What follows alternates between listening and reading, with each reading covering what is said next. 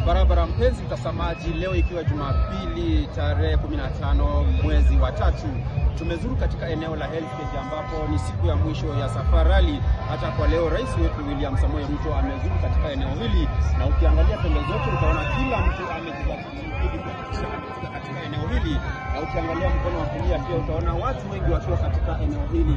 Hasa watu wametoka katika pembe zote, Nairobi, Tanzania, Uganda, na wamefika eneo hili ni kwa sababu ya Safari Rally, na kila mtu amefurahia jinsi ya kufika katika eneo hili.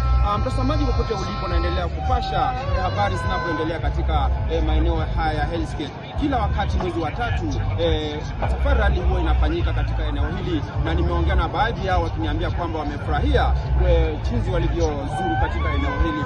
Hasa sasa hivi tunavyoongea, viongozi kadhalika ma MCAs na makabana wamefika katika eneo hili, ukiangalia haswa, na kila mtu kwenye pilika zake za hapa na pale ni kwa ajili ya kungojea Safari Rally mwendo wa mwisho. Sasa hivi ukiangalia kwenye foleni utaona kila mtu amejizatiti na kusimama katika eneo hili, na watu wamejaa hapa, utafikiria ni maji, lakini hawa watu wote ni Wakenya ambao wako katika mazingira kama haya, wanaendelea kufurahia, kumaanisha Kenya ni nchi ambayo ni nzuri sana.